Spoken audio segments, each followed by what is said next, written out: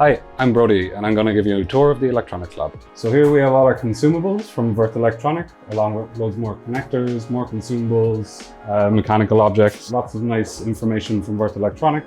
Oscilloscopes, multimeters, power supplies, soldering irons. We have a lot of different stuff for SMD soldering and electromechanical objectives, SMD spacers, different types of power connectors for higher power electronics. And then over here I have a lot of stuff that is from Seed Studio, different sensors with TensorFlow chips on them, which are really fun.